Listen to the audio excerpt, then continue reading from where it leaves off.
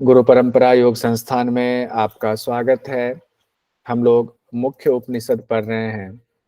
मुख्य उपनिषद में हम लोग उपनिषद का परिचय पढ़ चुके हैं, ईशावास्य उपनिषद पढ़ चुके हैं, केन उपनिषद पढ़ चुके हैं। आज हम लोग तीसरा मुख्य उपनिषद कठोपनिषद पढ़ेंगे।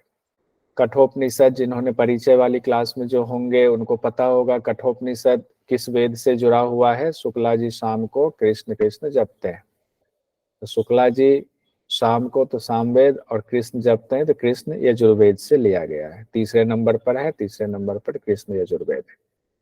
पुराना दोबारा हम नहीं जाएंगे। आप लोगों को याद होगा जो लोग क्लास में थे या जिन्होंने वीडियो देखा होगा कि कठोपनिषद किस वेद से जुड़ा हुआ है, तो कृष्ण यजुर्वेद से जुड़ा हुआ है। एक तो क्वेश्चन आपका यहीं से बन गया। उसके बाद कठोपनिषद के बारे में जान लेते हैं, बेसिक संरचना क्या है। तो कठोपनिषद में 2 अध्याय है, प्रथम अध्याय और द्वितीय अध्याय। दोनों अध्याय में 3-3 भाग में बटा हुआ है और उसको वल्ली कहा गया है।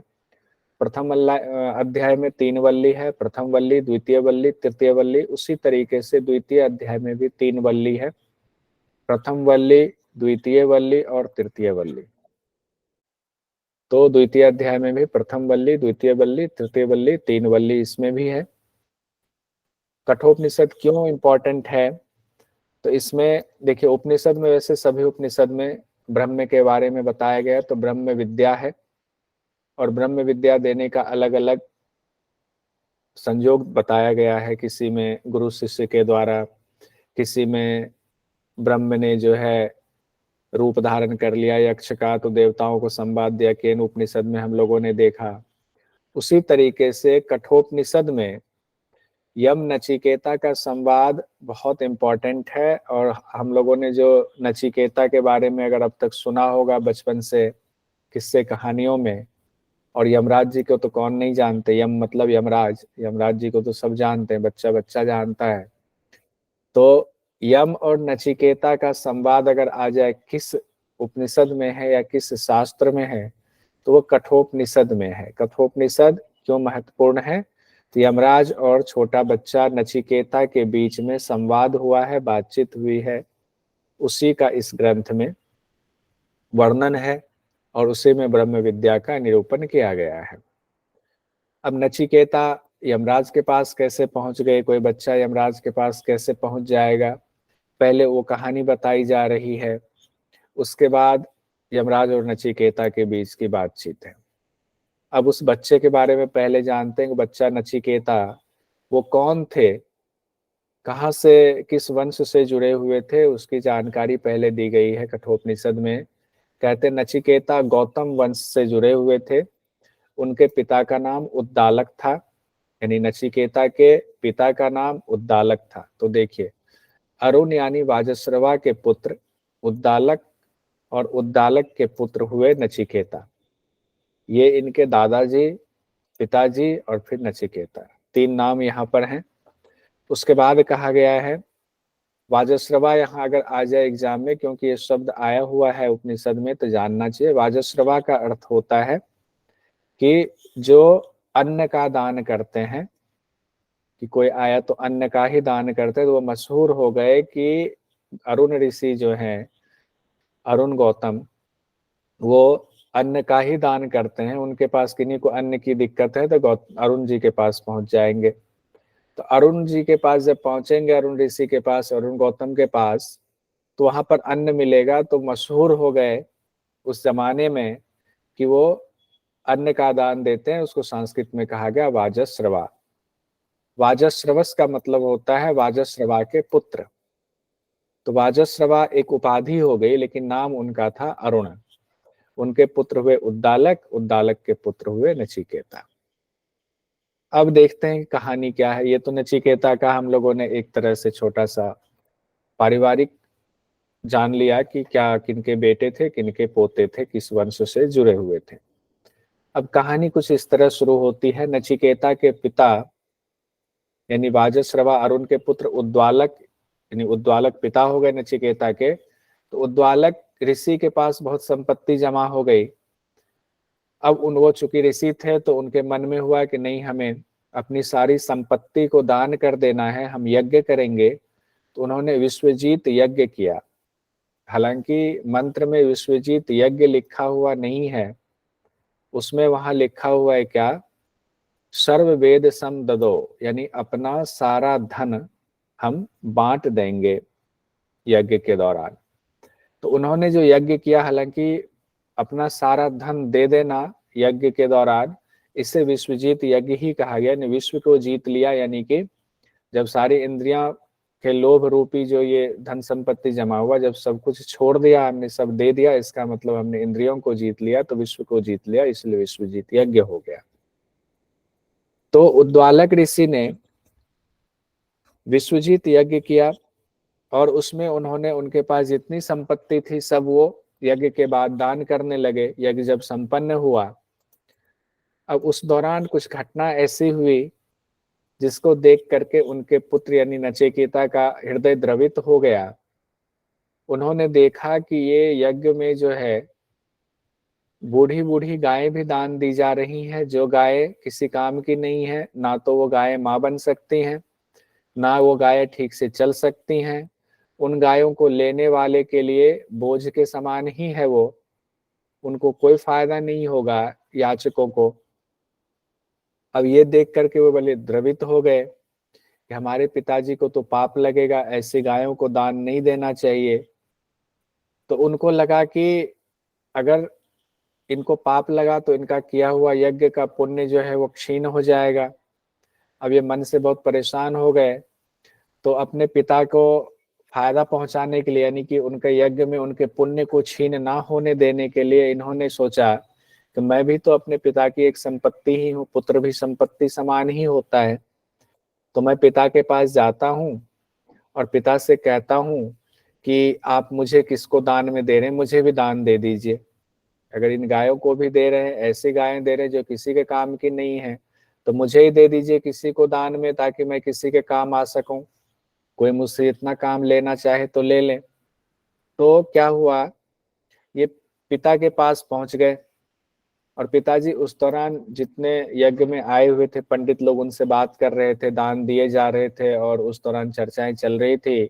तो ये होता है ना, छोटा बच्चा था और अपने पिता को आकर के बोले, पिताजी पिताजी मुझे किसको दान दे रहे हैं, मुझे किसको दान दे रहे। तो दो बार तीन बार पिताजी ने कहा, अच्छा रुको, एक मिनट रुको, एक मिनट। कहते हैं ना, जब हम कोई इंपॉर्टेंट काम कर रहे होते हैं, बच्चा आके कुछ कहता है तो हम उसको इग्नोर करते हैं, और अगर चार बार पांच बार करे, परेशान बच्चा नहीं मान रहा होता है, तो हम क्या करते हैं, डांट देते हैं बच्चे को। यहाँ पिताजी ने गुस्से में बोल दिया, जब बार बार ये उनको छू के कहने लगे, पिताजी मुझे किसको दे रहे हैं, पिताजी मुझे किसको दे रहे हैं। पिताजी को गुस्सा आ गया, अरे तुमको बार बार कह रहा हूँ शांति से बैठो, बैठ नहीं रहे तो जाओ, तुमको मैं यमराज को देता हूँ, जाओ मृत्यु के पास भेजता हूँ। मृत्वे त्वाम ददामी, उन्होंने संस्कृत में कहा, उद्दालक ऋषि ने अपने पुत्र नचिकेता को, मृत्वे त्वा ददामी, तुम्हें मृत्यु को देता हूं। अब वहां ब्राह्मण लोग बैठे हुए थे, इनको बोल दिया, बोल के फिर वो जो है, जब उनको लगा कि मेरे मुंह से ये क्या निकल गया, तो बड़े चिंतित हुए, क्योंकि वो पढ़ाते भी थे। उद्दालक ऋषि, उनके बहुत सारे शिष्य थे, और नचिकेता जो पुत्र था ये भी शिष्य की तरह था पुत्र होने के बावजूद। अब ये बड़े सोच में पड़ गए पिता की, ये क्या कह दिया मैंने कि तुम्हें मृत्यु को देता हूं, ये तो बहुत अनर्थ कर दिया हमने, बहुत गलत शब्द हमने इस्तेमाल कर दिया। अब उधर नचिकेता जो बच्चा था वो सोचने लगा कि हम तो अच्छा के लिए सोच रहे थे, किसी ब्राह्मण को हमें दान देंगे तो उनका हम काम करेंगे, उन ब्राह्मण का कुछ उपकार हो जाएगा, पिता को अच्छा होगा, पुण्य मिलेगा। लेकिन पिताजी गुस्से में कह रहे हैं तुम्हें मृत्यु को देता हूँ, यमराज के पास ही सीधे भेज रहे हैं। तो अब वो सोचने लगे पिताजी ने ऐसा क्यों कहा। तो बच्चे के मन में आया कि ऐसा कौन सा मैंने अनर्थ किया। उसको ये थोड़ी पता था कि बच्चे को, कि पिताजी को हम बार बार कह रहे थे, पिताजी खींच गए। उनको लगा कि नहीं, मेरे अंदर ही कुछ कमी रही होगी। तो वो सोचने लगा नचिकेता कि शिष्य तो तीन प्रकार के होते हैं, चूंकि पिता से शिष्य वाला भी रिश्ता था, तो सोचने लगे एक उत्तम शिष्य होता है, एक मध्यम शिष्य होता है, और एक अधम शिष्य होता है, निम्न कैटेगरी का। उत्तम शिष्य वो होता है जो बिना कहे काम कर दे, मध्यम शिष्य वो होता है जो कहने पर काम करे, और अधम शिष्य वो होता है निम्न कैटेगरी का जो कहने के बावजूद भी उस काम को पूरा ना करे। तो तीनों कैटेगरी में से अगर नचिकेता सोच रहे मैं अपने आप को रखूंगा तो मैं कभी कभी उत्तम कैटेगरी में आता हूँ और कभी कभी मध्यम कैटेगरी में आता हूँ। अधम में तो मैं कभी रहा ही नहीं जो पिताजी ने मुझे कहा हो और मैंने पूरा ना किया हो। उसके बावजूद उत्तम और मध्यम कैटेगरी में रहने के बावजूद पिताजी ने मुझे कहा यमराज के पास भेजता हूँ। तो कहे कोई बात नहीं, जब पिताजी ने कह दिया है तो मैं यमराज के पास जाऊंगा, कोई बात नहीं। अब पिताजी ने मुंह से निकल गया, अभी पिताजी की जो भी इच्छा रही हो, जो भी उनका प्रयोजन रहा हो, मैं अब मृत्यु के पास से नहीं यमराज के पास जाऊंगा। तो जाने से पहले गए अपने पिताजी से आज्ञा मांगने के, आपने कहा मृत्यु को देता हूं तो मैं जा रहा हूं मृत्यु के पास, आपको नमस्कार। तो पिताजी बहुत दुखी थे क्योंकि उनके मुंह से ऐसी बात निकल गई थी, ऋषि थे। तो नचिकेता ने समझाया, जो पिताजी से ही पढ़ा हुआ था, कि वचन को कभी जो है झूठा नहीं होने देना चाहिए, वो भी गौतम वंश के आप हैं। तो आपका वचन जो आपने कहा है कि नचिकेता को कि हम तुम्हें मृत्यु को देता हूं, तो आप अपने वचन से मत डिगिए और आप चिंता भी मत कीजिए, शोक भी मत कीजिए, क्योंकि आपने तो सब कुछ दे दिया है, तो आपको शोक भी शोभा नहीं देता है। तो मुझे जाने दीजिए।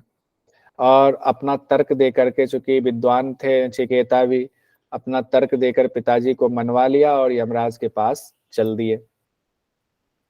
अब नचिकेता पहुंच गए यमलोक में। अब आप अंदाजा लगा सकते हैं कि नचिकेता के अंदर कितनी शक्ति थी, कितने तीव्र कुशाग्र बुद्धि के थे कि एक बच्चा यमलोक पहुंच गया। तो साधारण तो होंगे नहीं। यमराज के पास पहुंचे यमलोक में, और यमलोक में उनके यमराज के महल के बाहर पहुंचे और उनको कहा कि हमें मिलना है यमराज से। तो वहां रोका होगा उनके दरबानों ने, पूछा क्यों जाना है, कहा नहीं हमें हमारे पिताजी ने यमराज को सौंप दिया है कि उन्हीं के पास जाओ, तो अब तो हम यमराज से मिल के ही मानेंगे। तो उस समय यमराज अपने महल में थे नहीं, तो यमराज कहाँ गए होंगे, अपने अपने काम पे गए होंगे, सबके प्राण खींचने के लिए यमराज जी। तो अब यमराज थे नहीं, तो सबने कहा ठीक है अब आप आए हो तो इंतजार करो, लेकिन चलो महल के अंदर, आप कुछ खा पी लो और पानी पी लो, फिर आप जब आएंगे यमराज तो आप मिल लेना उनसे। आप इतने दिव्य बालक हो कि सीधे यमलोक को पहुंच गए हुए हो। अब नचिकेता ने कहा कि नहीं, मुझे तो पिताजी ने सौंपा है, मैं तो उनका एक तरह से नौकर हुआ, पिताजी ने मुझे सौंप ही दिया, तो मैं कैसे जो है आकर के आतिथ्य कैसे ग्रहण कर सकता हूँ, अतिथि तो मैं हूं नहीं। तो महल पे ही बाहर ही दरवाजे पे बैठ गए। अब एक बालक, ब्राह्मण बालक दरवाजे पे बैठ जाए और यमराज 3 दिन तक आए नहीं, 3 दिन तक वो कुछ खाए पिए भी नहीं, ना पानी पिया ना भोजन किया, 3 दिन तक बैठे रहे। और यमराज की पत्नी परेशान होती नहीं कि कोई ब्राह्मण बालक अगर भूखा प्यासा घर के बाहर बैठा रहे तो बहुत भारी पाप लगता है। अब वो कितना भी मनाए कि हे बच्चे, हे बेटा तुम खा लो, नहीं ना। जैसे ही यमराज 3 दिन बाद पहुंचे तो यमराज की पत्नी सीधे यमराज के पास पहुंच गई और कहा कि ऐसा है कि एक ब्राह्मण बालक जो बहुत तेजस्वी लगता है, वो ऐसे ऐसे 3 दिन से बैठा हुआ भूखे प्यासे आपसे मिलने के लिए, और शास्त्र ये कहता है कि कोई ब्राह्मण बच्चा इस तरह से भूखा प्यासा बैठा रहे तो बड़ा भारी पाप लगता है। यमराज तो अभी आए ही थे, तुरंत भाग के गए नचिकेता के पास, नचिकेता को बोला कि बेटा बताओ क्या बात है, उनका सत्कार किया, गोद में उठाया, कहा नहीं पहले तुम पानी पियो, कुछ खाओ। अब नचिकेता ने कहा मैं तो आप ही का इंतजार कर रहा था, पिताजी ने ऐसे ऐसे यज्ञ किया था और मुझे आपको सौंप दिया। तो यमराज ने कहा कोई बात नहीं, पश्चाताप किया कि 3 दिन तुम चूंकि भूखे प्यासे रहे हो, तो अब 3 दिन भूखे प्यासे रहने के बदले मैं तुम्हें 3 वरदान देता हूं, 3 वरदान मांग लो, जो मांगोगे मैं वो दे दूंगा। अब देखिए, आपसे अगर कहीं पूछ दिया जाए कि नचिकेता ने 3 वरदान नचिकेता को क्यों मिला था, तो इसलिए मिला था क्योंकि 3 दिन वो भूखे प्यासे थे। तो यमराज ने पश्चाताप करते हुए सोचा कि 3 दिन भूखा प्यासा है तो इनको 3 वरदान हम दे देते हैं, प्रत्येक रात्रि के बदले एक एक वरदान मांग लो, ऐसा यमराज ने नचिकेता से कहा। अब एग्जाम में या आपसे इंटरव्यू वगैरह में कहीं पूछा जा सकता है कि 3 कौन से वरदान मांगे थे, तो तीनों वरदान भी आपको पता होना चाहिए। तो आइए देखते हैं पहला वरदान क्या मांगा। पहला वरदान मांगा नचिकेता ने। इतने इंटेलिजेंट बालक थे और उनके दिमाग में ये बात भरी हुई थी कि हमें यमराज के पास भी जाना है, लेकिन हमारे पिताजी दुखी भी हैं मुझे यमराज के पास भेज करके, तो उनको सुख भी पहुंचाना है। और अब तो इधर यमराज जी ने कह भी दिया है कि 3 वरदान मांग लो। तो पहले वरदान में तो सब कुछ तकरीबन मांग लिया उन्होंने। जैसे यमराज के पास, आगे कहते हैं यमराज के पास जाना मतलब मृत्यु के मुंह में जाना, तो अपने आप को मृत्यु से वापस भी कर लिया पहले में, और पिता के लिए उनकी शांति भी मांग ली। क्या मांगा, कहते हैं गौतम वंशीय मेरे पिता मेरे प्रति शांत हो जाए, प्रसन्नचित्त हो जाए, क्रोध रहित हो जाए, और जब आप मुझे यहाँ से वापस भेजो तो मुझसे पहले की तरह ही मेरे पिता प्रेम पूर्वक बात करे। यमराज ने कहा ठीक है, मृत्यु के मुख से छूटा देखकर पिता तुम्हें वैसे ही प्यार करेंगे और सुखपूर्वक रहेंगे जैसे पहले रहते। अब देखिए पहले में ही नचिकेता ने दोनों चीज मांग ली कि यमराज मुझे वापस भेज ही देंगे, ये मांग लिया, अब रखेंगे नहीं। और मेरे पिता चूंकि गुस्सा हो गए थे मुझसे कि बार बार परेशान कर रहे हो, तो जाओ मृत्यु के मुख में जाओ, तो वो भी अब प्रसन्न हो जाएंगे। पहला वरदान में इतना उन्होंने ठोस कर लिया। तो कितने इंटेलिजेंट बालक थे। दूसरे वरदान में कहा दूसरा वरदान मांगो। तो नचिकेता ने कहा मुझे स्वर्ग प्राप्ति के साधन के लिए जो यज्ञ वगैरह होता है, जिसको अग्नि विद्या कहते हैं, ध्यान रखिएगा।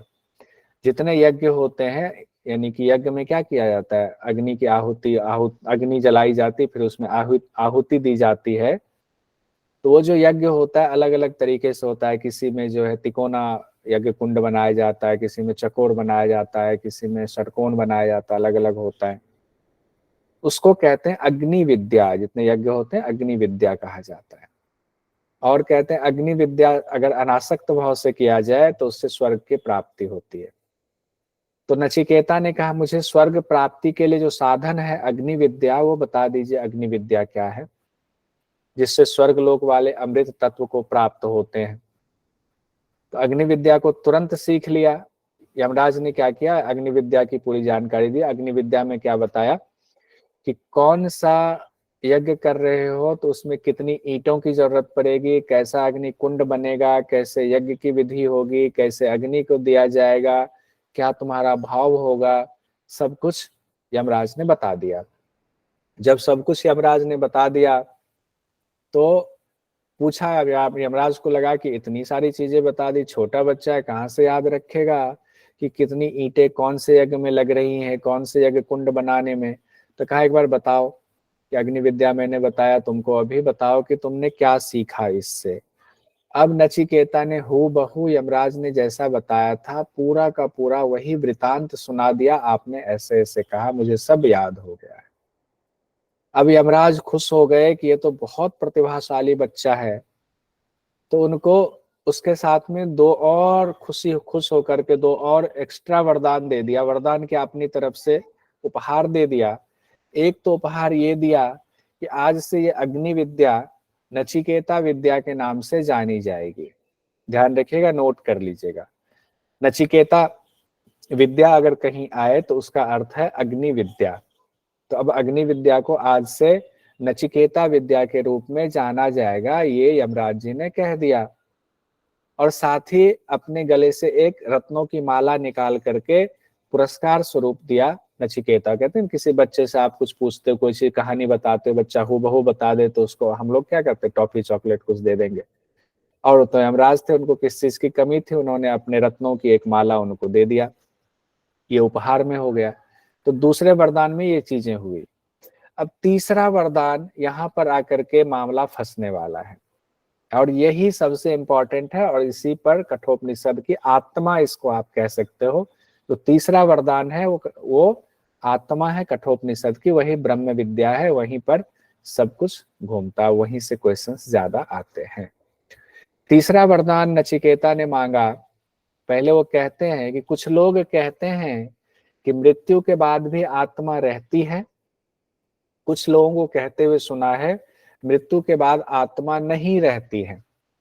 हे आत्मदर्शी यमराज, आपका अनुभव क्या कहता है, इस सच्चाई को हमें बताइए। कि कुछ लोग जो कहते हैं उनकी माने या कुछ दूसरे लोग जो कहते हैं उनकी माने। यानी आत्मा के बारे में हमें ज्ञान दीजिए कि आत्मा क्या है, इसका रहस्य क्या है, मरने के बाद क्या होता है, पहले क्या होता है। यानी अनुरेश धर्म, तीसरा वरदान को अनुरेश धर्म कहा गया। अनुरेश धर्म। तो अब तीसरा वरदान मतलब आत्मा का ज्ञान मांग लिया, आत्मज्ञान यानी ब्रह्म ज्ञान मांग लिया। अब ब्रह्म ज्ञान हम लोगों ने पढ़ा हुआ है या जानते हैं कि ब्रह्म ज्ञान, योग के ज्ञान को भी ब्रह्म ज्ञान कहा जाता है और ब्रह्म ज्ञान के कई तरीके हैं, ब्रह्म की प्राप्ति के कई उपाय हैं। और ब्रह्म ज्ञान यूं ही किसी को नहीं दी जाती है, ये गुप्त ज्ञान है, ये उसी को दिया जाता है जो इसके काबिल होता है या जो इसके योग्य होता है। तो अब नचिकेता योग्य है या नहीं, यमराज अब ये जांचने के लिए कोशिश में लग गए हैं। और कोशिश में लगने के लिए वो तरह तरह के प्रलोभन देने शुरू कर देते हैं नचिकेता को। यमराज कहते हैं कि तीसरा वरदान वापस लेने के बदले में तुम कुछ दूसरी चीजें ले लो। ये ऐसा वरदान है, ये आत्मज्ञान ऐसा ज्ञान है जो तुम पूछ रहे हो कि इतना सूक्ष्म है, इतना गहन है कि इसको देवता लोग भी समझ नहीं पाते और देवता भी कहते छोड़ो हमें नहीं चाहिए, उसके बदले में हम कुछ और ज्ञान ले लेते हैं, कुछ और भोग विलास की वस्तुएं ले लेते हैं। तो तुम भी ये मत लो, बहुत सूक्ष्म है, तुम्हें समझ में नहीं आएगा, तुम क्या करोगे ये समझकर। क्योंकि यमराज ये जांच लेना चाहते थे कि नचिकेता इस लायक है भी या नहीं कि ये आत्मज्ञान की बातों को समझ पाएगा और उसके तत्व को जान करके उसका अनुसंधान कर पाएगा। तो उन्होंने क्या क्या प्रलोभन दिया, इससे संबंधित चीजें एग्जाम में आती हैं। देखिए, बोला कि तुम 100 वर्ष की आयु वाले पुत्र पौत्र ले लो, जो 100 साल तक जिए, उनकी अकाल मृत्यु कभी नहीं होगी, पूरा उम्र जिएगा वो। ऐसे पुत्र मांग लो, पौत्र मांग लो, यानी तुम्हारे कई वंशों तक जो है मैं उद्धार कर दूंगा। 100 अब यमराज के पास ही जान प्राण लेना है तो दे रहे हैं, 100 साल तक जिएगा सब। या तुम गाय ले लो, अनेक गाय ले लो, हाथी ले लो, घोड़े ले लो राजा की तरह। उससे भी नहीं हो रहा है तो तुम इस पूरे भूमंडल का साम्राज्य ले लो। कह रहे पूरे भूमंडल का राजा बना देता हूं। तुम अपनी लंबी उम्र मांग लो, एकदम जितनी लंबी उम्र तुम चाहते उतनी लंबी उम्र मांग लो। भोग देने वाले रथों को ले लो, रथ है मेरे पास एक, उस रथ को ले लो, वो रथ तुमको भोग विलास कराएगा। इतना भी तुम्हें नहीं लग रहा है तो स्वर्ग की अप्सराएं ले लो, स्वर्ग की अप्सराएं तुम्हारी सेवा करेंगे, उनसे सेवा टहल कराओ। ये सारी चीजें मंत्र में लिखी हुई है, इसलिए मैंने लिखी, ध्यान दीजिएगा। एक एक शब्द यूं ही नहीं लिखी हुई है अलंकार रूप में, ये कठोपनिषद में है, इसीलिए एग्जाम की दृष्टि से महत्वपूर्ण है। लेकिन नचिकेता ने सारे प्रलोभन को ठुकरा दिया, कहा हमें तो सिर्फ आत्मज्ञान ही चाहिए। अब क्यों ठुकरा दिया, नचिकेता बहुत इंटेलिजेंट थे, कहा कि जिस चीज को देवता भी नहीं समझ पाए अब तो उसे मुझे जरूर समझना है। और रही बात, आप कह रहे हो कि अप्सराएं ले लो, 100 वर्ष की आयु ले लो, गाय ले लो, ये ले लो, भोग ले लो, ये तो आपने पहले ही दे दिया। आपने अग्नि विद्या बता दी, मैं तो उससे स्वर्ग का भोग प्राप्त कर लूंगा, स्वर्ग में सब कुछ है, फिर ये दोबारा लेने का क्या मतलब है, मुझे ये चाहिए नहीं।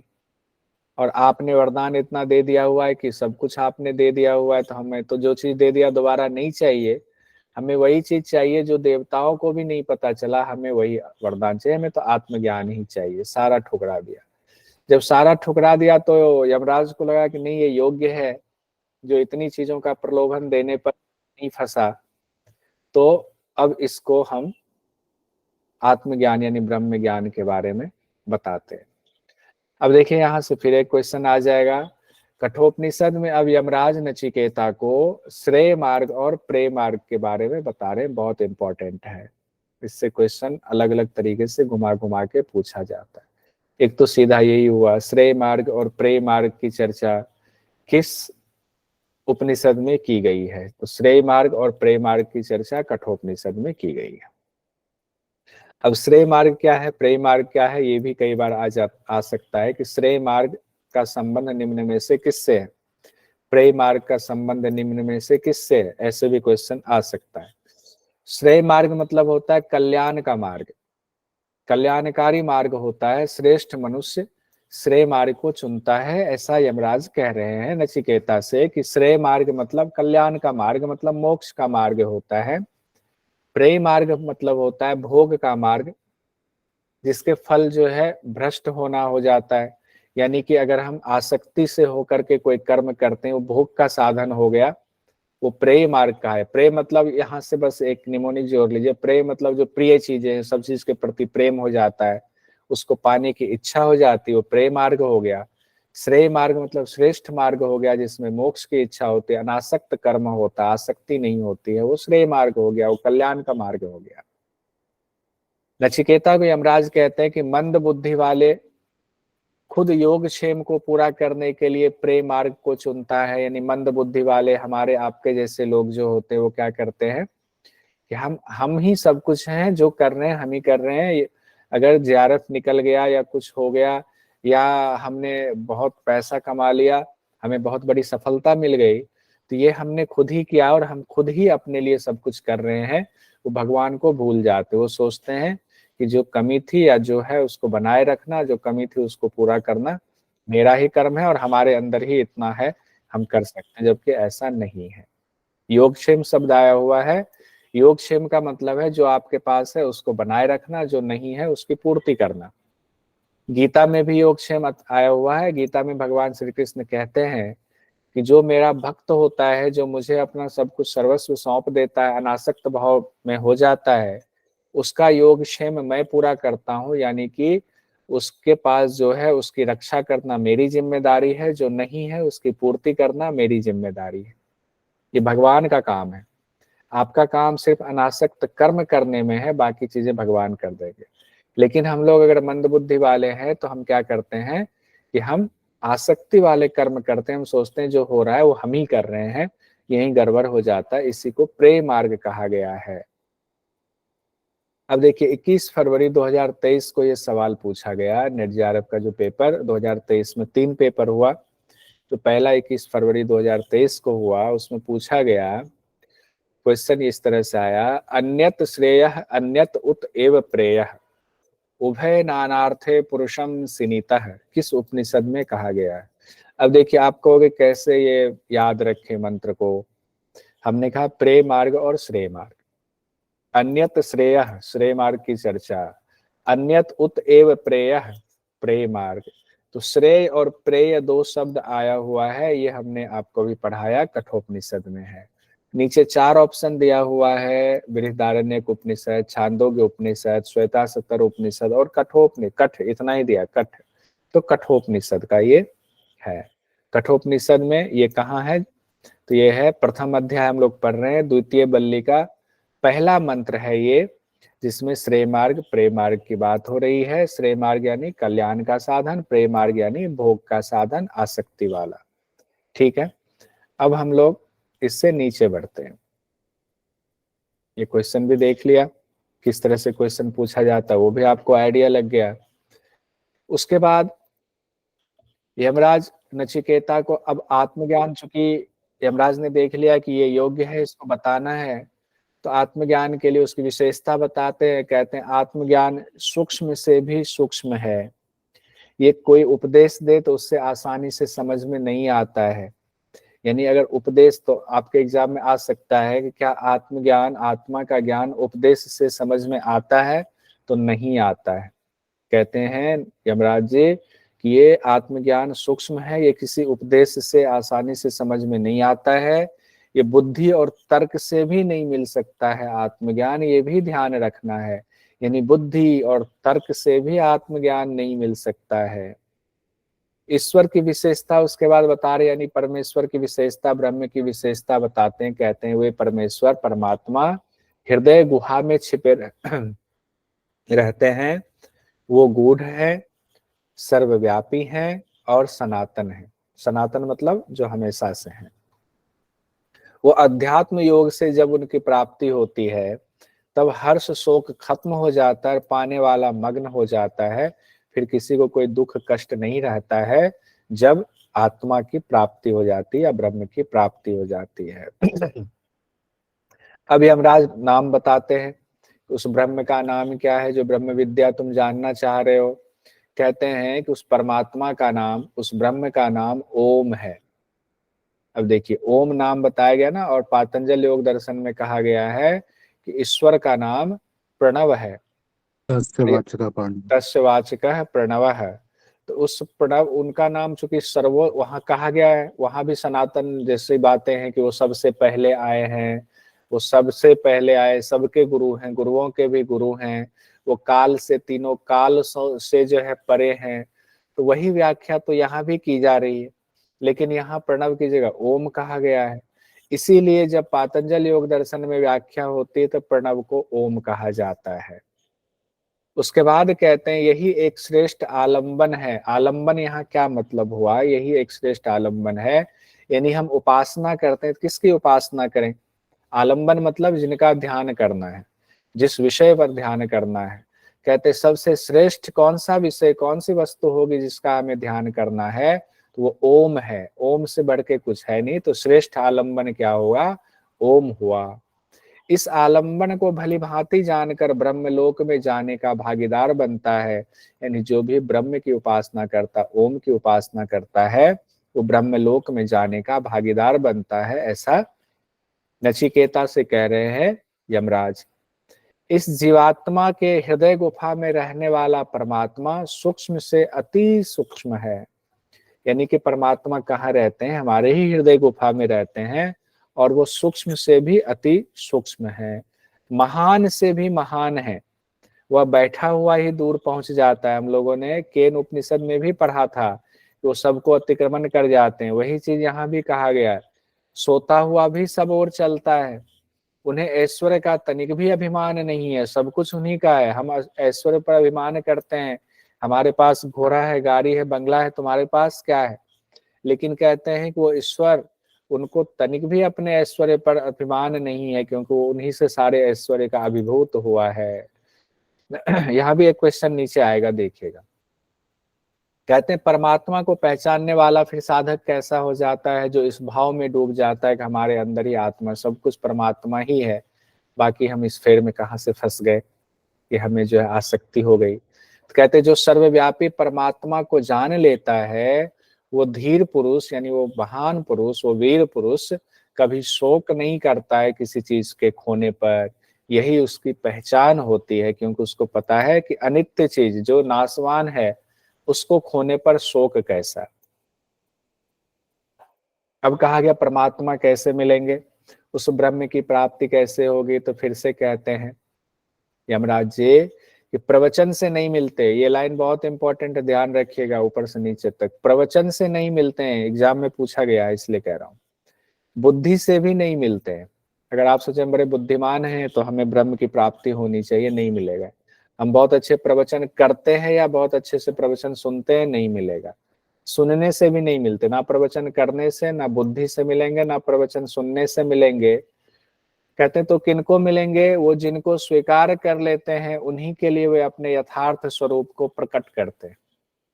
यानी कि आपको पहले तो शुद्ध होना पड़ेगा, पूरे इंद्रियों को आपको रोकना पड़ेगा, तब आप जब शुद्ध होंगे तब परमात्मा आपको स्वीकार करेंगे। और जिनको स्वीकार कर लेते हैं, उन्हीं के लिए वो परमात्मा, वो ब्रह्म अपना यथार्थ स्वरूप प्रकट कर देते हैं। यानी कि ईश्वर खुद चाहेंगे तो आपको अपना स्वरूप दिखाएंगे।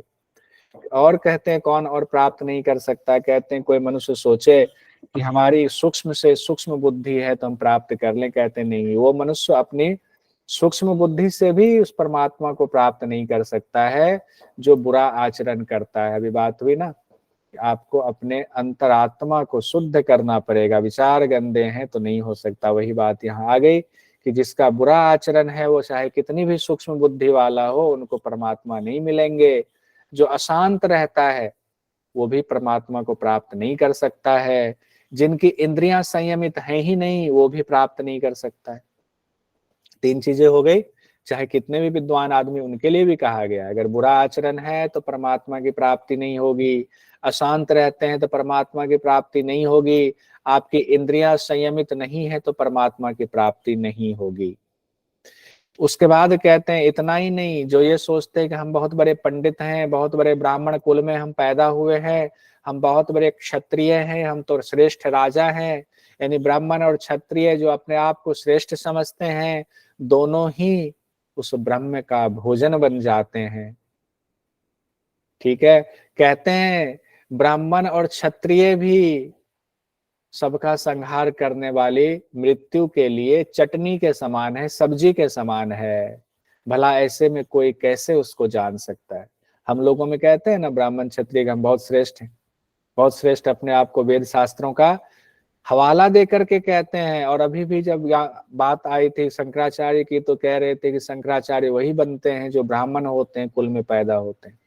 तो यहाँ कोई भी नीति बना लो, कठोपनिषद में ब्रह्म ज्ञान में ये कहा गया, ये भी तो वेद का ही भाग है, कृष्ण यजुर्वेद का भाग है। इसमें साफ साफ कहा गया है कि ब्राह्मण और क्षत्रिय ही क्यों ना हो, वो मृत्यु के लिए चटनी के समान है, सब्जी के समान है, उसको लपेट के यमराज खा लेंगे। तो जो ब्राह्मण और क्षत्रिय भी नहीं जान सकते, उनको भला कौन जान सकता है? तो उसके बाद उसके लिए कहा गया कौन जान सकता है? तो आपके अंदर इंद्रियों का संयम होना चाहिए, बुरा आचरण नहीं होना चाहिए, आपके अंदर अशांति नहीं होनी चाहिए। उसके बाद यमराज फिर बता रहे हैं, प्रथम अध्याय के 2 वल्ली के 10वें मंत्र में निष्काम कर्म और यज्ञ के बारे में बताते हैं। अभी एक क्वेश्चन जो इस बार पूछा गया, वो ये 2 मंत्र इस व्याख्या के बाद आपको बताता हूँ क्या कहा गया। निष्काम कर्म और यज्ञ के बारे में कहते हैं। अभी ब्रह्म प्राप्ति आत्मा को जानने के लिए और क्या उपाय हो सकते हैं? कहते हैं यमराज, हे नचिकेता पुत्र, मैं इस बात को भली भांति जानता हूं कि कर्मों की वजह से इस लोक और परलोक में कई बड़े बड़े भोग समूह मिलते हैं। यानी अच्छे अच्छे कर्म करेंगे तो आपको अच्छे कर्म का फल अच्छा होता ही है।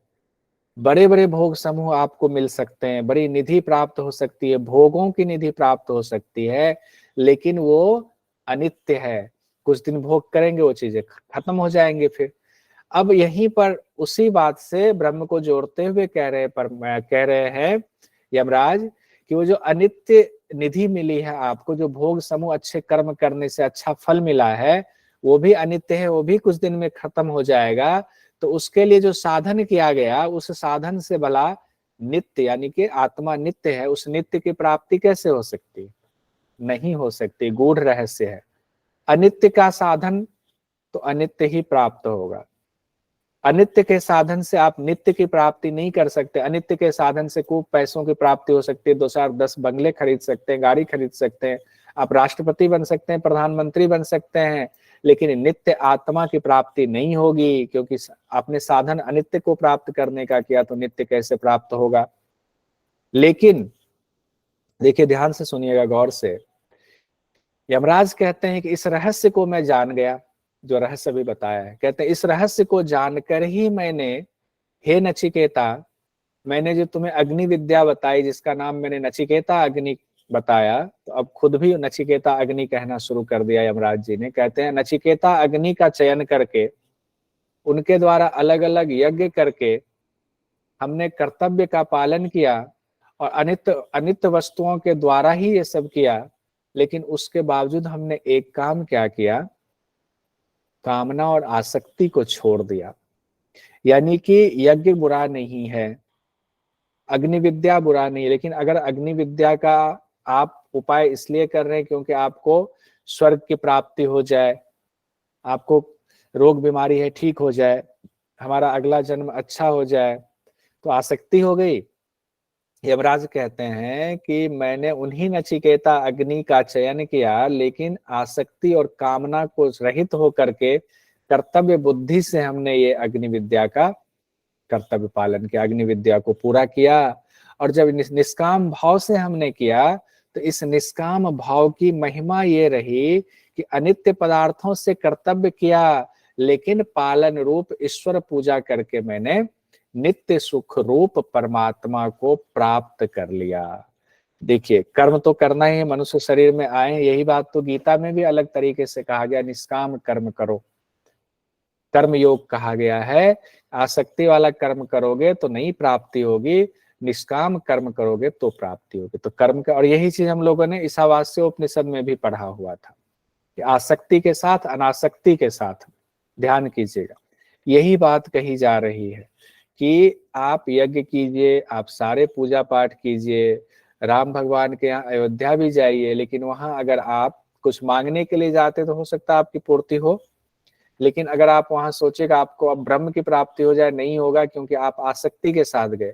आप अनासक्त भाव से ब्रह्म रूप में ब्रह्म से मिलने जाएंगे, अनासक्त भाव से, तो आपको ब्रह्म की प्राप्ति होगी। आसक्ति से जाएंगे तो आसक्ति की प्राप्ति होगी। अब देखिए एग्जाम में क्या इस बार पूछा गया, दिसंबर 2023 में जो भी लेटेस्ट एग्जाम हुआ यूजीसी नेट जेआरएफ का, क्वेश्चन आया, कठोपनिषद के अनुसार निम्न में से किसके द्वारा आत्मा को नहीं जाना जा सकता। ध्यान दीजिए, किसके द्वारा स्क्रीन शो नहीं हो रही है। हो रही है, आपकी नहीं हो रही, आप एक बार लेफ्ट करके फिर से जुड़ जाइए। तो कठोपनिषद के अनुसार निम्न में से किसके द्वारा आत्मा को नहीं जाना जा सकता है। अब ऑप्शन दिया हुआ है 5, प्रवचन से, ईश्वर कृपा से, चर्चा के द्वारा, शास्त्र अध्ययन से, यज्ञ से। अब देखिए प्रवचन से जाना जा सकता है, नहीं जाना नहीं। सकता है। ईश्वर कृपा से जाना जा सकता है क्योंकि लिखा हुआ है कि ईश्वर कृपा करेंगे। चर्चा के द्वारा नहीं जाना जा सकता है, शास्त्र के अध्ययन से नहीं जाना जा सकता है, यज्ञ से जाना जा सकता है, लेकिन यज्ञ भी कैसा, अनासक्त यज्ञ करेंगे तब, अगर आसक्ति वाला यज्ञ होगा तो नहीं जाना जा सकता है। अब हमें इसके लिए देखना पड़ेगा कि हमारा ऑप्शन किस तरह से दिया हुआ है, कूट किस तरह से। कूट में हमें 3 ऑप्शन का चयन करना है जो नहीं वाला है। तो ईश्वर से हो सकता है, यज्ञ से हो सकता है, कहा गया किससे नहीं हो सकता है, प्रवचन से नहीं हो सकता है, चर्चा से नहीं हो सकता है, शास्त्र अध्ययन से नहीं हो सकता है। ठीक है, तो प्रवचन से, चर्चा से, शास्त्र अध्ययन से, तो ए, सी और डी, ये ऑप्शन पहला वाला सही होगा। ठीक है, किन्हीं को कंफ्यूजन है तो अभी पूछ लीजिए, फिर आगे बढ़ते हैं। है कि नहीं कंफ्यूजन कोई? हैंड रेज कीजिए या थंब दिखा दीजिए कि नहीं है या है, एक बार बताइए, उससे लगे तो कि क्लास में सब लोग जुड़े हुए हैं। ऐसे हाँ, अब थंब हो रहा है ना, अब दिखा रहे हैं कि हाँ कोई दिक्कत नहीं।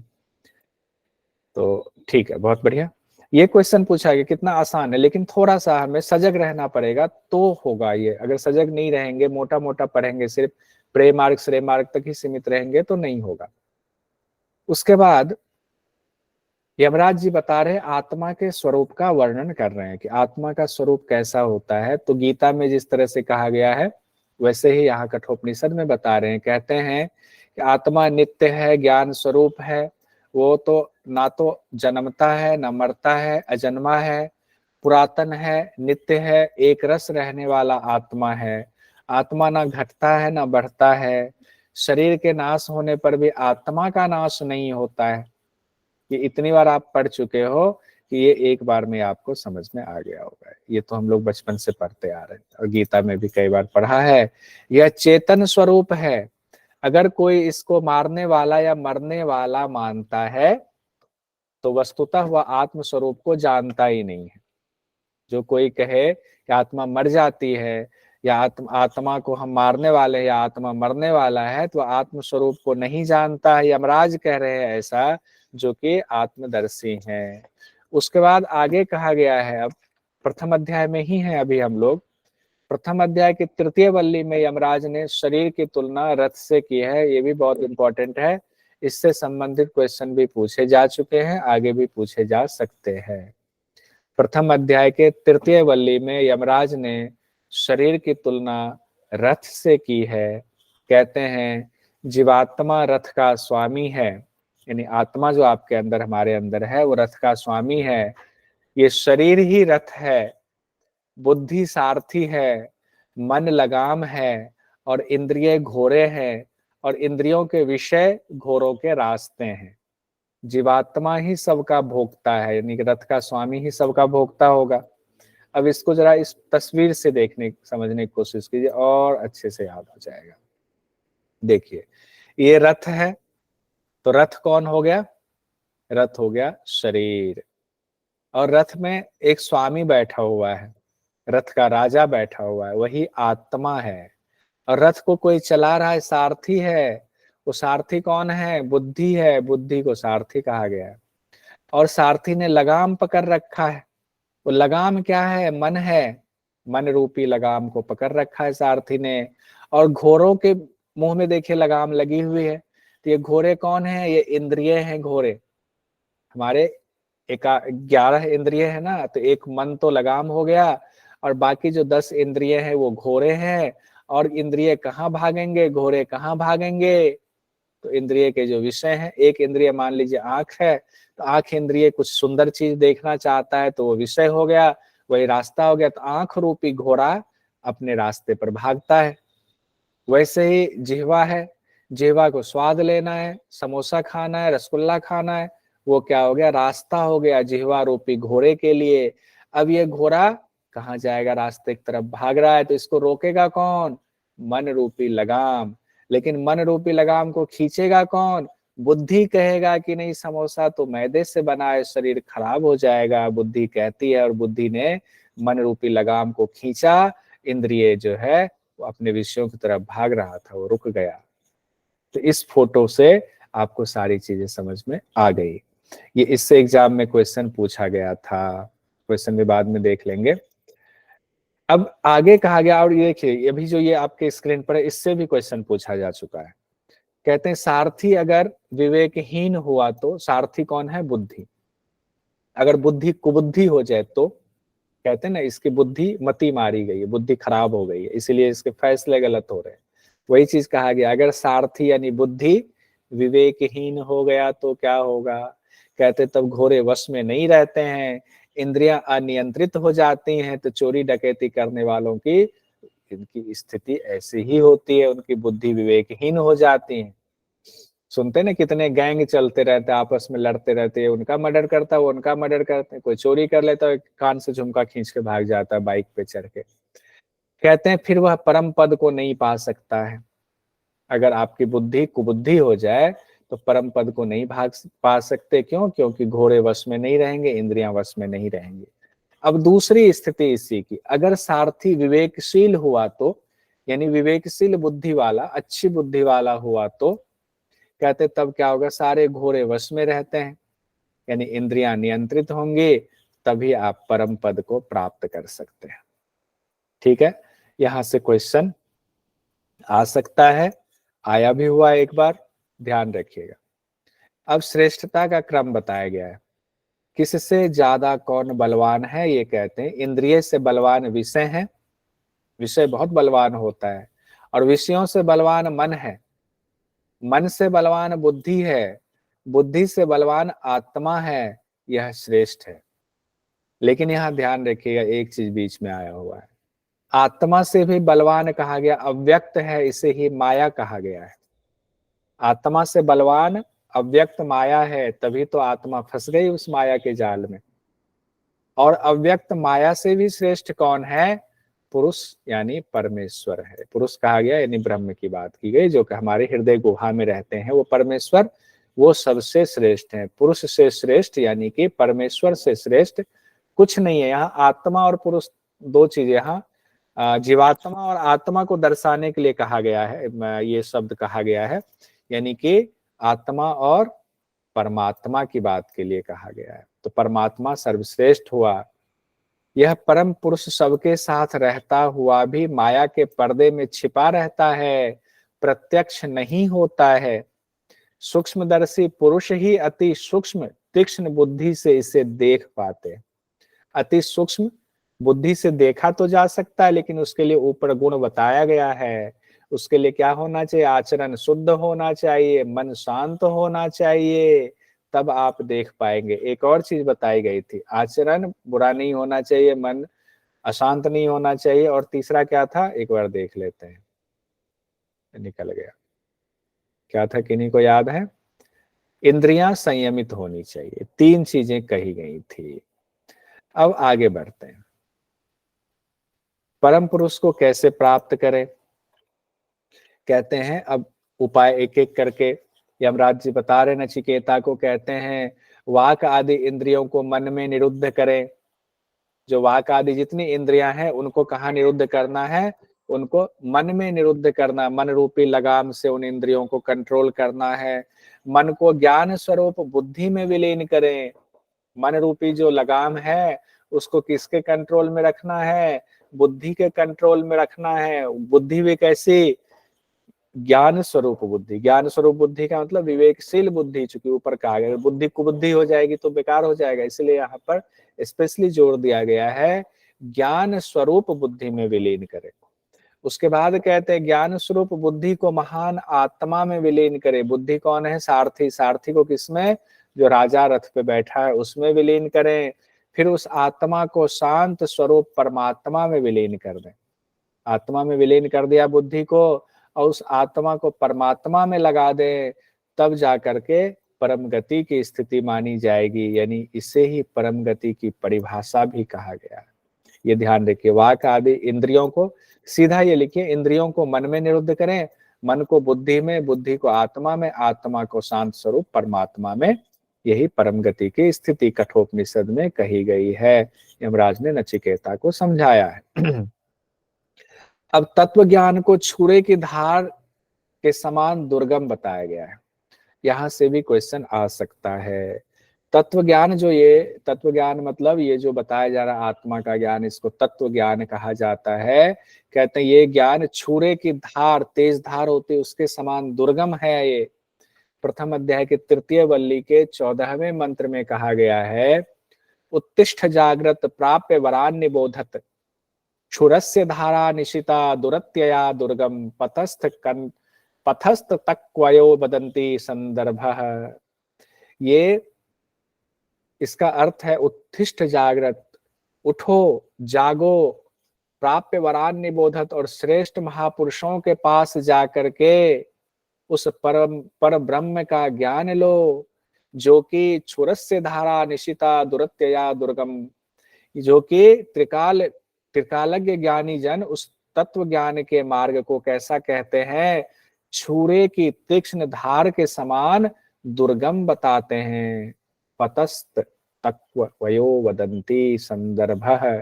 अब इसका यहाँ पर क्यों मैंने जिक्र किया, ये बहुत इंपॉर्टेंट है। आप लोगों ने स्वामी विवेकानंद जी का नाम सुना होगा। स्वामी विवेकानंद जी ने इसी मंत्र को लेकर के अपना मंत्र दिया था, कठोपनिषद से उठाकर।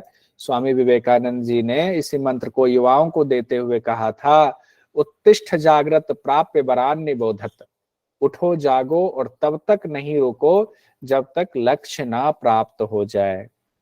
अब बताइए स्वामी विवेकानंद जी किस लक्ष्य की बात कर रहे हैं, आत्म लक्ष्य को प्राप्त करने की, मोक्ष को प्राप्त करने की बात कर रहे हैं, पुरुषार्थ के द्वारा।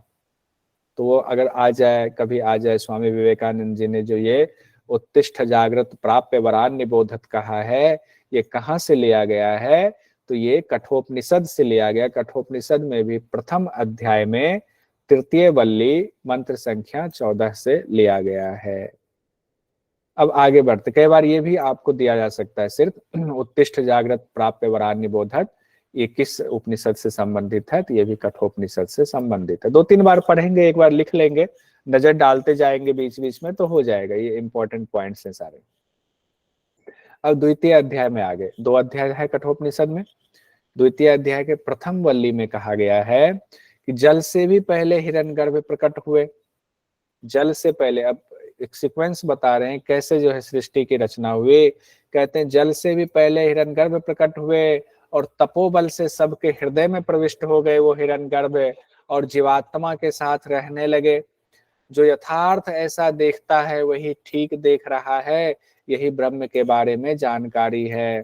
चूंकि नचिकेता ने ब्रह्म ज्ञान मांग लिया, तो ब्रह्म ज्ञान के बारे में यमराज जी कहते हैं कि सबसे पहले हिरण्यगर्भ प्रकट हुए, और हिरण्यगर्भ कहाँ से प्रकट हुए, जल से प्रकट हुए। इसीलिए कई बार हिरण्यगर्भ को ब्रह्मा भगवान की से तुलना की जाती है कि हिरण्यगर्भ को ही ब्रह्मा भगवान कहा गया है। और वो सबके हृदय में प्रविष्ट हो गए, और वो जीवात्मा के साथ वो परमात्मा हिरण्यगर्भ रहने लगे। कहते हैं जो इस तरह से सोचता है, इस बुद्धि के साथ सोचता है, देखता है, यही ब्रह्म के बारे में सही जानकारी है। फिर आगे यमराज कहते हैं, जिनकी वजह से सूर्य देव उदय और अस्त होते हैं, सूर्य देव की रोशनी से आप चलते फिरते हैं, जिनके अंदर सभी देवता प्रविष्ट होते हैं, सब उन्हीं में ठहरे हुए हैं, हे नचिकेता वही ब्रह्म है। हम ये अगल बगल चलते फिरते हैं, पेड़ पौधे वृक्ष देखते हैं, ये सब किसके अंदर हैं ठहरे हुए? सब उस ब्रह्म के अंदर ही ठहरे हुए हैं। यमराज कहते हैं, नचिकेता वही ब्रह्म है। अंगुष्ठ मात्र परिमाण वाला परमात्मा शरीर के मध्य हृदय आकाश में स्थित है। यानी कठोपनिषद में उनका एक परिमाण भी बताया गया है। कहते हैं अंगुष्ठ मात्र परिमाण वाले हैं, जो शरीर के मध्य जो हृदय आकाश है उसमें स्थित हैं। और स्वरूप कैसा है? वो धूम रहित हैं, वो ज्योति की तरह है, ज्योतिवान है। जो इसको जान लेता है वह किसी की निंदा नहीं करता है।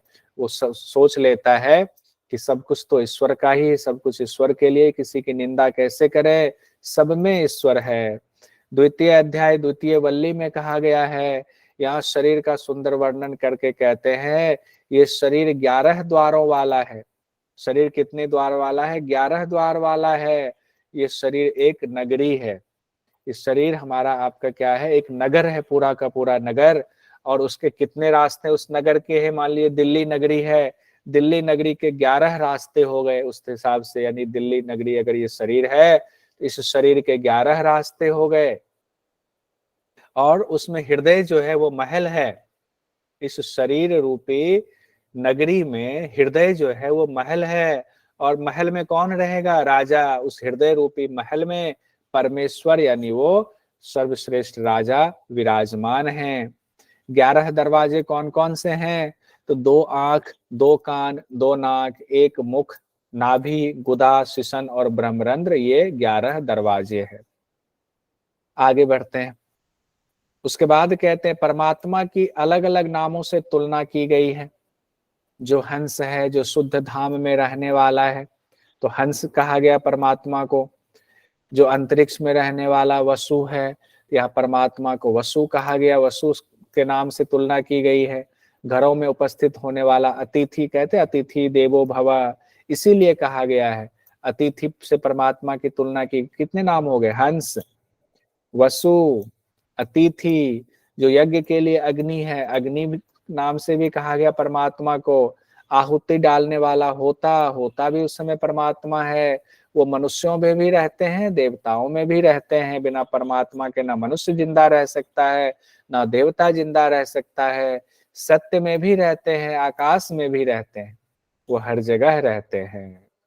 उसके बाद कहते हैं जो प्राण को ऊपर उठाते हैं, अपान को नीचे धकेलते हैं, उस शरीर के मध्य में स्थित हैं, सब उनकी उपासना करते हैं। यानी वो परमात्मा ही प्राण को ऊपर उठाते हैं, अपान को नीचे धकेलते हैं, उस शरीर के मध्य में स्थित हैं, उनकी उपासना सभी लोग करते हैं।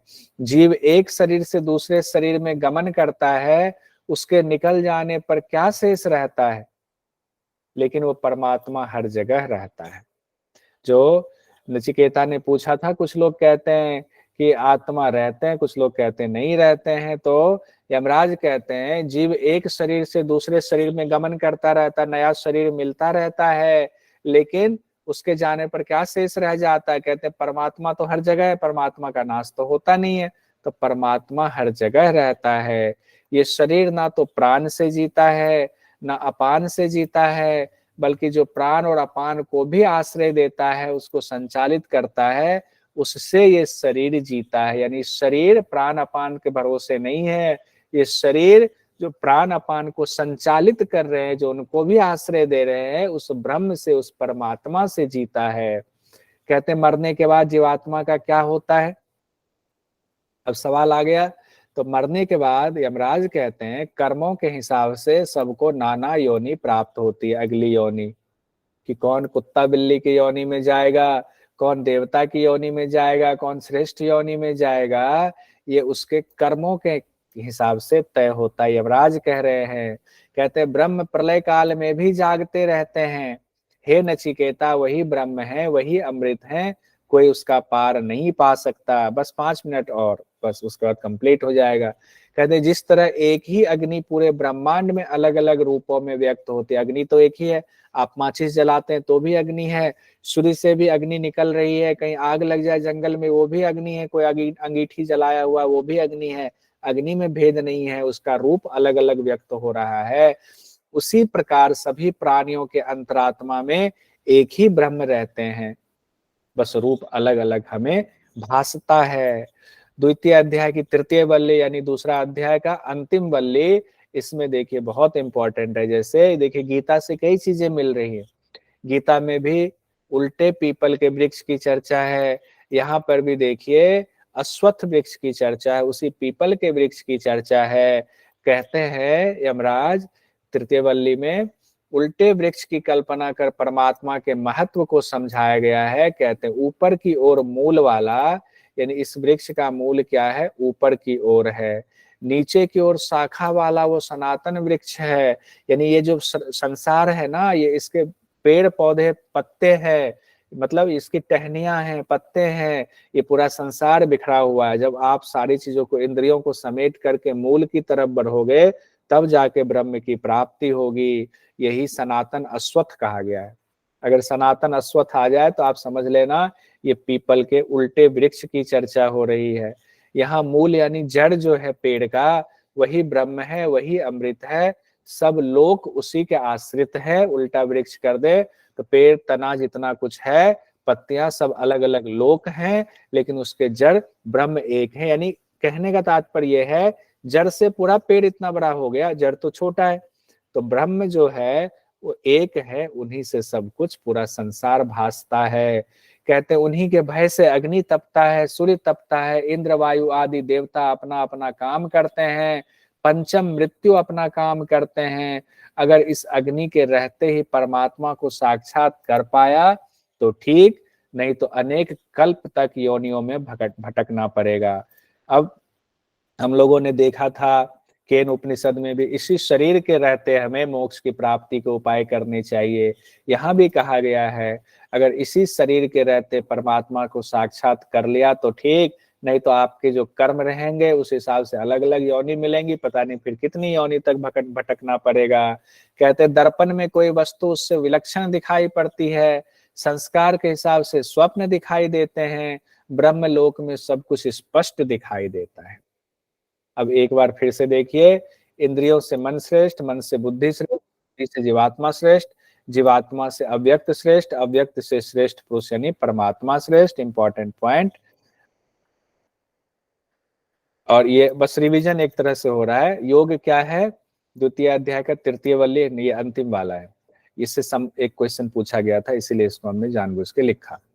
अब योग के बारे में कहा गया है 10वां और 11वें मंत्र में तृतीय वल्ली में, मन सहित पांचों ज्ञानेंद्रियों को स्थिर कर लेना। जब पांचों ज्ञानेंद्रियां स्थिर हो जाएंगी, बुद्धि भी किसी प्रकार की चेष्टा फिर नहीं करती है, बुद्धि आत्मा में लग जाती है, उस स्थिति को परम गति अभी हम लोगों ने ऊपर कहा।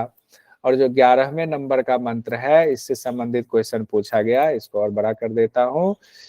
देखिए इसमें कहते हैं ताम योग मिति मन्यन्ते स्थिरा इंद्रिय धारणाम अप्रमत्त स्तदा भवति योगो ही प्रभवाप्ययौ। यानी कि कहते हैं इंद्रियों की स्थिर धारणा को ही योग मिति कहा गया है। इस किसके, इंद्रियों की जब धारणा हो जाएगी, कैसे स्थिर धारणा हो जाएगी, उसी को योग मिति कहा गया है। योगम इति, इसका अर्थ हुआ कि आप जो योगमय हो रहे हैं, आप योग की स्थिति में जा रहे हैं। कहते उस समय साधक की स्थिति कैसी होती है, अप्रमत्त है, यानी प्रमाद रहित हो जाती है। यानी तब कैसा, जैसे योग की स्थिति में आज पहुंचेंगे प्रमाद रहित हो जाएंगे। लेकिन कहते हैं अभी ये सिर्फ आप धारणा कर रहे हैं, परंतु यह योग उदय और अस्त होने वाला है। अभी इसकी धारणा कंप्लीट जब होगी तब आपको इसकी पूरी सिद्धि मिलेगी। क्वेश्चन भी देखेंगे।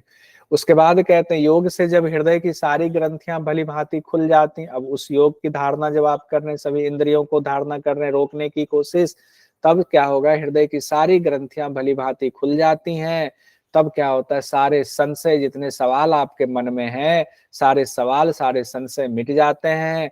तब वह साधक अमृत को प्राप्त होता है, यानी उस परमात्मा को प्राप्त होता है। बस इतना ही वेदांत का सिद्धांत है, ये कठोपनिषद में कहा गया है, वेदांत का सिद्धांत कहा गया।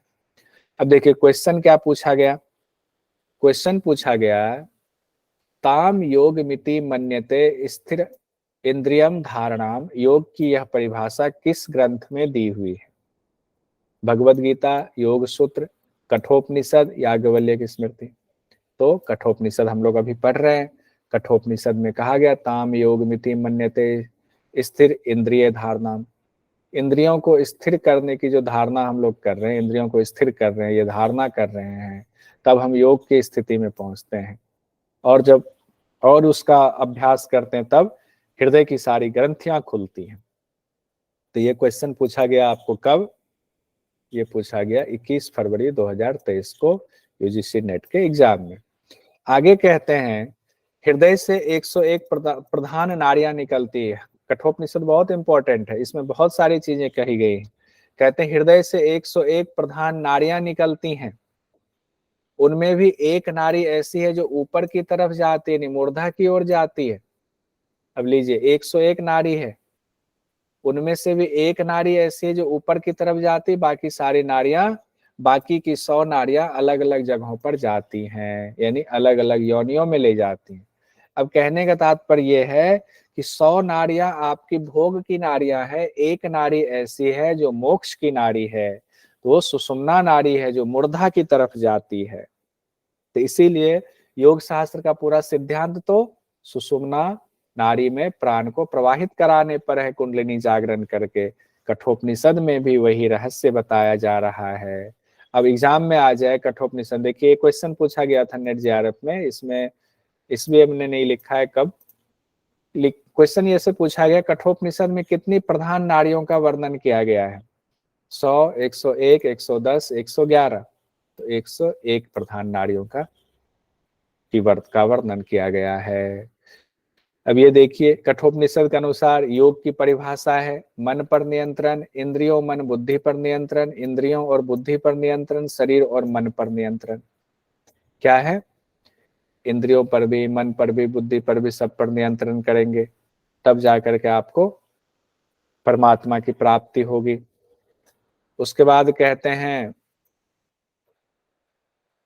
कठोपनिषद के अनुसार यमराज ने नचिकेता को क्या क्या प्रलोभन दिए, ये भी पूछा गया क्वेश्चन है। शताधिक आयु के पुत्र पौत्र आदि ले लो, गो ले लो, हाथी ले लो, अश्व ले लो, भूमंडल का साम्राज्य ले लो, आत्मज्ञान ले लो। नचिकेता को क्या प्रलोभन दिए? तो 3 ऑप्शन होगा, 4 ऑप्शन दिए हुए हैं। तो आत्मज्ञान के बदले ही तो कह रहे थे, तो आत्मज्ञान तो नहीं होगा ना, आत्मज्ञान कैसे हो सकता है? तो क्या होगा, यहाँ ये वाला पहला वाला ठीक है, गो हाथी अश्व आदि भी कहा गया, भूमंडल का साम्राज्य भी कहा गया, तो 1 2 3 होगा। ए वाला 1 2 3 आप लोगों ने मैसेज में भी आंसर दिया, सही है।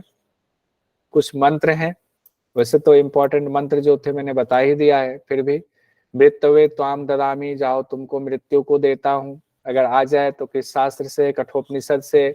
ना वित्तेन तर्पणीयो मनुष्य, मनुष्य धन की इच्छा से कभी तृप्त नहीं होता है, उसका लालच बढ़ता जाता है। यमराज नचिकेता को समझाते हैं।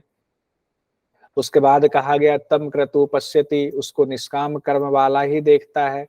तम क्रतु पश्यति मतलब उस परमात्मा को निष्काम कर्म वाला ही देखता है।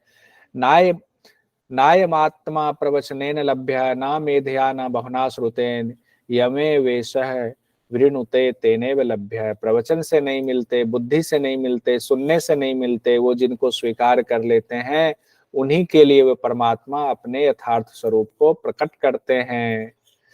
उसके बाद कहते हैं अंगुष्ठ मात्र है पुरुषो मध्य आत्मनि तिष्ठति, अंगुष्ठ मात्र जो है वो पुरुष आत्मा के मध्य में बैठा हुआ है, पुरुष आत्मा के मध्य में बैठा हुआ है। अंगुष्ठ मात्र पुरुषो अंतरात्मा सदा जनानाम हृदय सन्निविष्ट है, परमात्मा अंगुष्ठ मात्र पुरुष के अंदर स्थित है और आत्मा हृदय में स्थित है।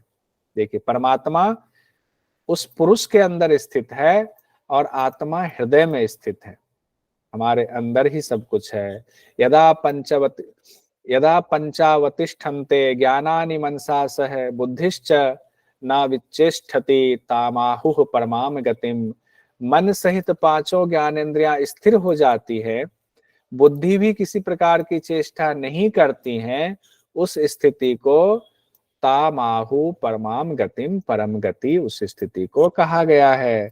उसके बाद एक और इम्पोर्टेंट मंत्र है, ये वाला जो हम लोगों ने देखा, जो एग्जाम में भी पूछा गया था, ताम योगमिति मन्यन्ते स्थिराम इंद्रिय धारणाम वाला, जिसको चर्चा इसकी हो चुकी है। आगे एक दो और देख लेते हैं। या यदा सर्वे प्रविध्यन्ते हृदय स्येह ग्रंथयः, तब हृदय की सारी ग्रंथियां भली भांति खुल जाती हैं। अथ मृत्यो अमृतो भवत्यो तावद ध्यनुशासनम भवती ही एतावत अनुशासनम, इसको तोड़ के लिखा है, तब वह साधक अमृत हो जाता है। बस इतना ही वेदांत का सिद्धांत, इसका अनुशासन को कहा गया वेदांत का सिद्धांत, व्याख्याकारों ने लिखा यही वेदांत का सिद्धांत है। यहाँ हमारा कठोपनिषद कंप्लीट हुआ। मैं आप लोगों से यही कहूंगा, कठोपनिषद का पूरा देख लीजिएगा, बहुत कुछ इंपॉर्टेंट है और कई बार एग्जाम में क्वेश्चन इससे घुमा घुमा के पूछा जाता है। ठीक है, तो कक्षा लंबी खिंच गई थोड़ी सी।